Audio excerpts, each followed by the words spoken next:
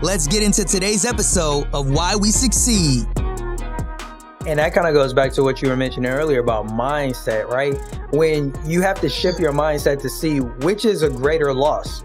Is a greater loss me spending, $200 a month on food, or me investing $200 a month and potentially, this is the thing.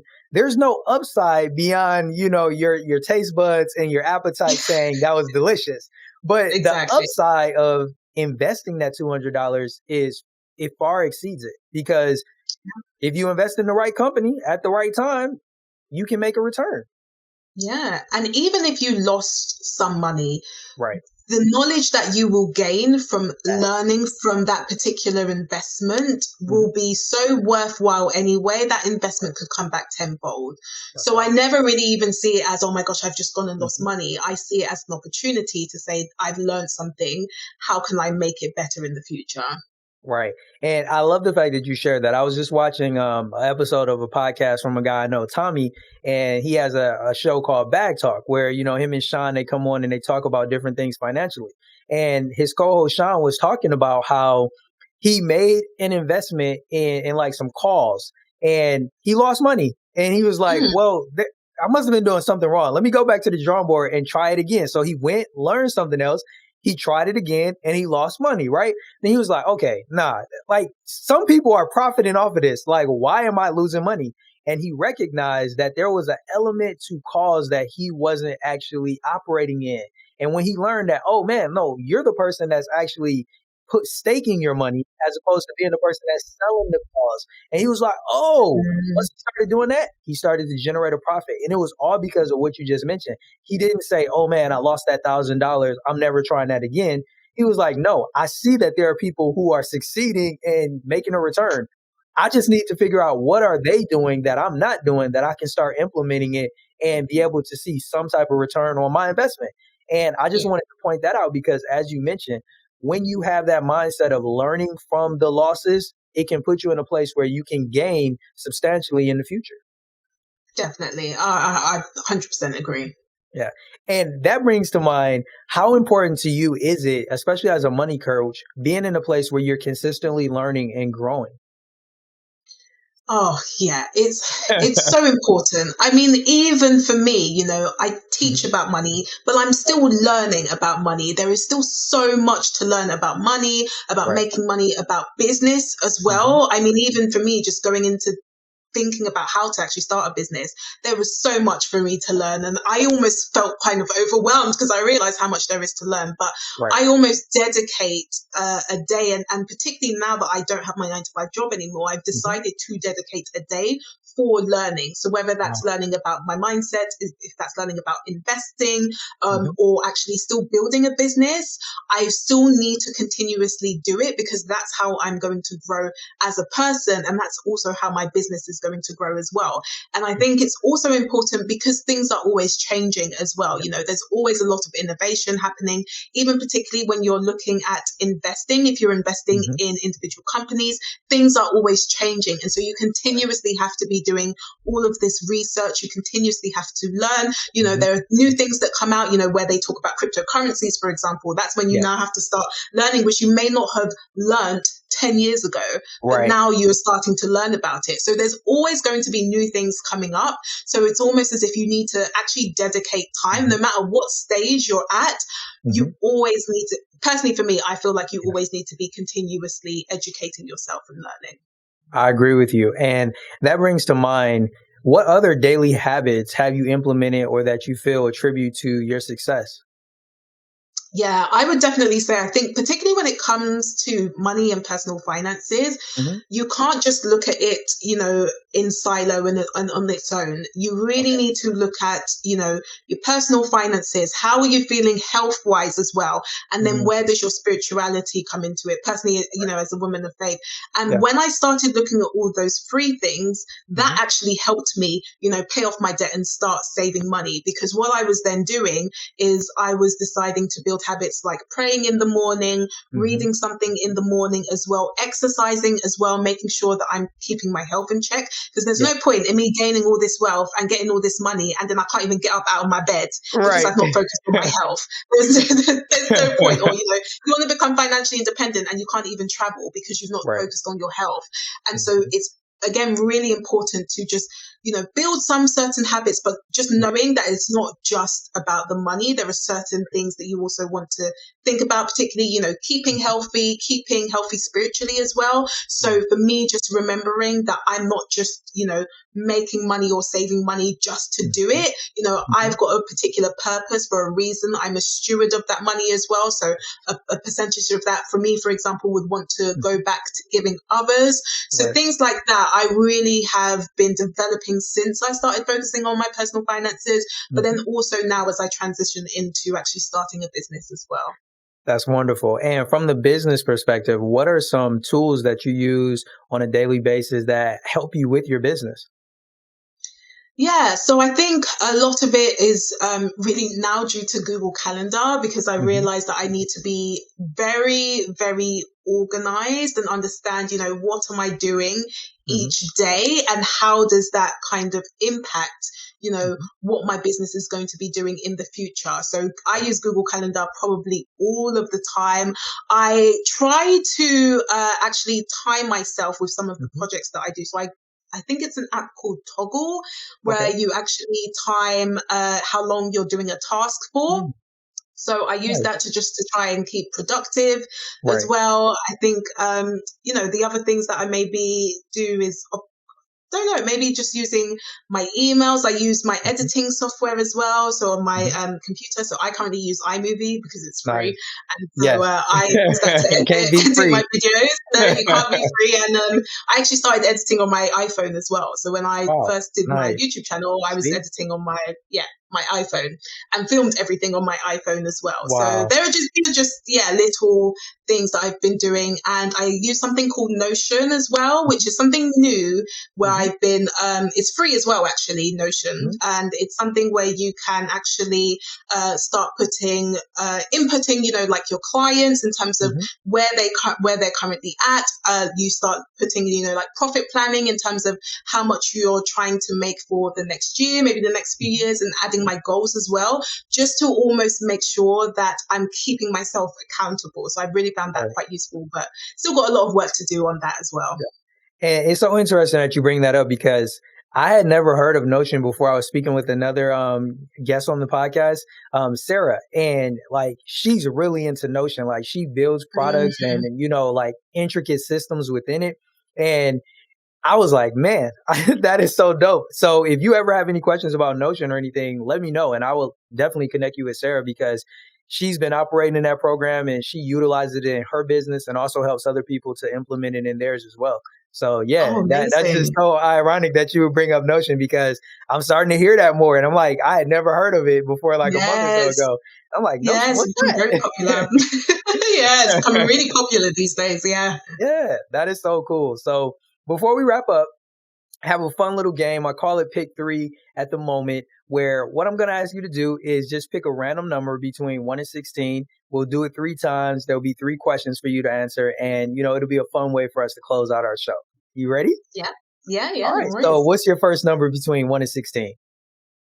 Let's go for 4. 4. So the question is, if you woke up tomorrow with no business, what would you do? Oh, very good question. I think the first thing I would probably do is try and exercise because that's something that I enjoy doing, but haven't necessarily been doing as much. And for me, I think that I'm not going to lie, probably sleep because I really enjoy my sleep and I feel like it's been a while. Right. Yeah, I love that. So what's your second number between 1 and 16? We'll go for 8. 8. So it says, if you could own any major company, what would you do to make it better? Oh, very good question. Yes, you're the CEO of any company in the world. Which one is it and what you gonna do? I think I'd be the CEO of Apple. Okay. Because I don't remember the last time I've had an Android phone. So yeah, I think I would choose Apple.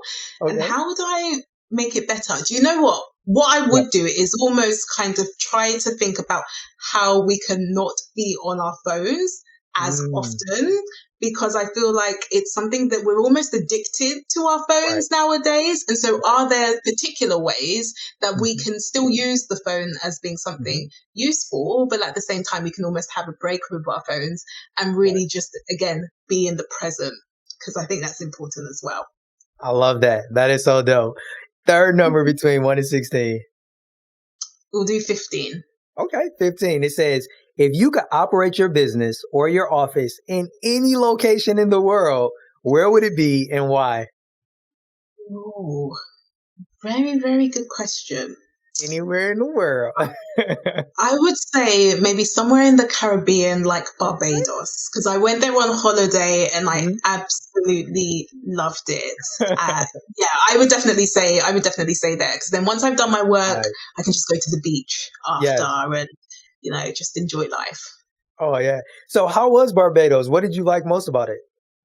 Oh, it was great. I mean, we went to rum tasting as well, Oh, which was wow. really, really Nice. interesting. And you got to try sort of their grown rum as well. And I absolutely Cool. loved it in that I even had to take their brand and find it back in the UK when I went home. And it was just meeting all the people. They are Mhm. so lovely and they're Oh, always smiling and they're just so friendly. It was amazing. that is dope. Now I see why you chose Barbados. Yeah, Get the best of exactly. both worlds. The best of Yeah, both yeah, worlds. yeah. It's amazing. Wow. Veronia, this has been such an amazing, amazing experience. I have enjoyed so much of your time and all of the amazing things that you've shared with us today. And I'm so grateful. Before we go, are there any questions that you like to ask me personally or any last or closing words that you like to leave our viewers with? Yeah, I think the last question I think is probably, what's your kind of goal? What's your sort of long-term aspirations? I'd love to know that. Oh man, that is a great question. So I'll be completely honest. The first is there are financial milestones that I do want to hit as far as Mm, like my business and even, through the media production and the content creation. But aside from that, I want to continue to add value to people who are aspiring business owners. As you mentioned, helping people to change their mindset because I feel like one of the things that is an issue, and you brought it up, is the mindset and the education. And for mm, me, I want to help people to develop and change their mindset when it comes to their relationships first with God, definitely chiming in and getting to a place where we acknowledge that we should be prioritizing Him first. I think that we do live in a society and a culture where we tend to put other things before that relationship. So if there's anything that I can do to bring importance to the fact that, when we put God first, everything else will work out. The yeah. romantic relationships will fall in order, the business will fall in order. But when we got to first get to that place of seeing that putting Him first is valuable to us. And I think that that will require a mindset shift because some people, they value romantic relationships more than they value their spiritual relationships. Some people value their Mm, business or their finances or their money more than they value their spiritual relationships. So for me, that's what I've been on a mission to do over the past 7 years. And I've learned through ups and downs and just being able to observe people that it really does require a mindset shift. I can put the content out there, but it doesn't really resonate because people haven't really got to a place where they prioritize God first. And I mm, feel like through this podcast, through the Right to Real Love podcast, I'm opening the door to let people say, "Hey, I know the importance of your romantic relationships. I know the importance of your business. So let's get you suited. Let's get you into a place where you're stable there. And then once you're good, maybe we can work from reverse and say, okay, now you built a firm foundation romantically. You built a firm foundation when it comes to your business. Now, how about God? How about your spiritual? Is that a mm. firm foundation? And then if we can start there, I'm willing to do it. Because before I used to say, hold on, we got to start with the spiritual. And I believe that that should be the top priority. But we just live in a society where people essentially are kind of hustling backwards, where they put the other things first and then they focus on God. So I'm like, okay, I'm not going to go against the grain. I'll learn how to adapt to the society and still lead them ultimately to a place that I think will be to their benefit. So for me, that's the long term goal. Oh, I love that. Thank you so much for sharing. Yeah, no problem. Any other questions or any last words? No, I think, as you've mentioned, for me, it was once I started really focusing on my relationship with God, that is when things really started to change, particularly when it came to my personal finances. And so for me, I'm just so thankful that I was able to really build on myself spiritually. And that's when things really started to fall in place. Right. And one thing that I will add to that, because I can definitely relate, is I was at a place where I was pouring into myself spiritually, but I failed to apply the scripture where it says, faith without works is dead, where I was focusing so much on the spiritual element that I wasn't doing enough work. And that's something that I will be the first person to admit, is that it does require both. But once again, priority is important. Understanding that, our spiritual development comes first, but also taking the time to put the work in. And when I did that, I started to see, gains. I started to see benefits when it came to the finance. And I was like, oh, so God I wasn't waiting on God. He was waiting on me to figure out that that's the piece of the puzzle that you haven't put in place yet. Oh, definitely. No, it's been amazing. But yeah, I'm really thankful to God for that as well. Yes. So yeah, I completely agree. Wow, God is so awesome. So before we wrap up, please let our viewers know how they can get in contact with you, how they can support you, and show you some love. Yeah, of course. So you can, of course, subscribe to my YouTube channel. So it's Veronia Spaine, and it's like the country Spain, but with an E on the end. And then my Instagram handle is also similar. It's Veronia Spaine, at Veronia Spaine. I also offer private one-to-one coaching services as well. So you can also get that from my Instagram or my YouTube channel. Fantastic. I'm going to have the links in the description so you guys can definitely go and show Veronia some love and support. I appreciate it. And thank you again for coming on Why We Succeed. I truly enjoyed it. If you're ever willing to come back, you definitely have an open invitation. Oh, thank you for having me. I've had so much fun. It's been amazing. Yes, I've enjoyed it as well. Thank you so much, Veronia. I truly appreciate you. Thank you. Hello, my name is Veronia. I am a money coach and also a YouTuber as well. So you can find me on YouTube, Veronia Spaine, and the Spain is with an E on the end. And you can also follow me on Instagram at Veronia Spaine as well.